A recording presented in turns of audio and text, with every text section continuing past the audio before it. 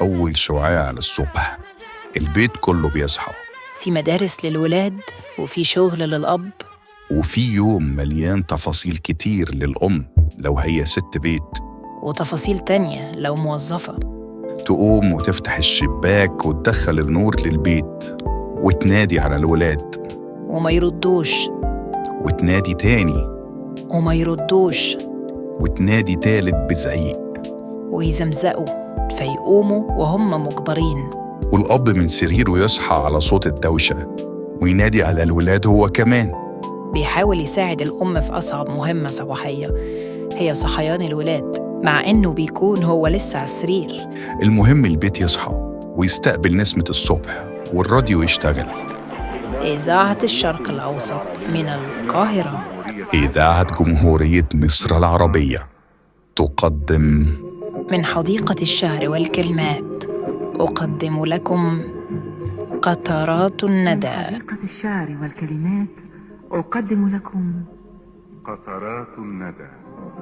هنا القاهرة. أخبار لمحة شاعرة خفيفة. طريق السلامة، الأغنية اللي كلنا رحنا بيها الشغل والمدرسة زمان.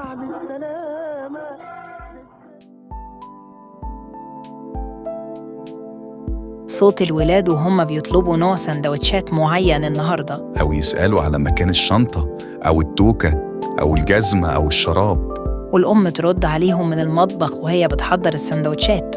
والأب بيلبس وهو بيستعجل الولاد عشان ياخدهم في طريقه ويسلم الصغير لأتوبيس الحضانة. البيت يفضى والست تنزل شغلها هي كمان، وبتكون محضرة أساسيات الغدا بتاع النهاردة من امبارح عشان ترجع من بره تكمل على طول. وعلى فكرة ما كانش في حاجات جاهزة في السوبر ماركت على التسخين، ولا وجبات مجمدة جاهزة للتحميل، ولا كان في وجبات سريعة منتشرة زي النهاردة. أما لو كانت ست بيت فكانت بتبدأ رحلة تانية خالص. تمسك التليفون وتكلم مامتها أو أختها أو جارتها يتونسوا ببعض شوية مع كوباية الشاي بلبن بتاعت الصبح، وبعدين تلبس وتنزل السوق تجيب طلبات البيت. ترجع تعمل الغدا من الألف للياء من غير أي عوامل مساعدة خارجية من السوبر ماركت. يومها يعدي في شوية مكالمات تليفون تانية عن أحداث جديدة وناس تانية ملحقتش تكلمهم الصبح، وترتيب البيت بعد قعدة امبارح بالليل. وما بين المطبخ والتليفون والأوض يعدي اليوم ويقرب ميعاد وصول الولاد ييجوا من مدارسهم بالسلامة، ووراهم الأب تحضر لهم الغدا. وعلى الغدا يتكلموا في كل حاجة حصلت النهاردة، كل حاجة في المدرسة وفي الشغل والبيت والشارع. وعلى الغدا برضو تبدأ شوية مؤامرات من الولاد على الأب والأم، زي مثلا خروجة يوم الأجازة اللي جاية، أو موافقة على رحلة مع المدرسة، أو تأهيل لتقبل نتيجة امتحان مش ولا بد. والمؤامرة الكبيرة بتاعت كل سنة، المهمة الأصعب اللي بيترتب لها بالشهور، المصيف. ودايما الرد من الأب بعد ضغط ربنا يسهل هشوف. والأم تحاول توفق الأوضاع وتوفر شوية حاجات وتعمل شوية اتصالات واتفاقات عشان توفر مصيف على قد ميزانية الأب وعلى قد شغف ولادها. خالص الغدا وده وقت الراحة.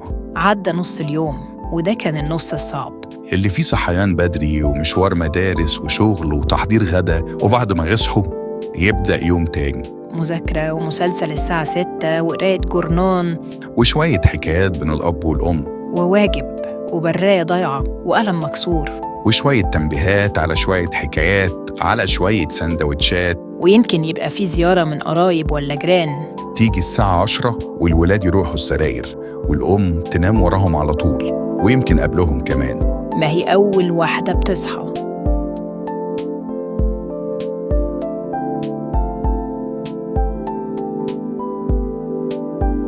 يفضل الأب يقرأ الجورنان اللي عمره ما كان بيخلص، ويفكر في تدبير قسط التلاجة وتمن تصليح الغسالة وفلوس الجمعية وإيجار الشقة. يفضل يفكر وفي الآخر يفتكر إن مراته مدبقة كل ده، وعاملة ميزانية بالقرش لكل حاجة، وظابطة ميعاد قبض الجمعية على ميعاد أكتر فلوس مطلوبة منهم، ويمكن تكون محوشة كمان. يروح الأب قافل الجورنان وقافل الأنوار وداخل مغطي الولاد في سرايرهم وينام هو كمان. ويبدأ الصبح يوم جديد بنفس الحواديت.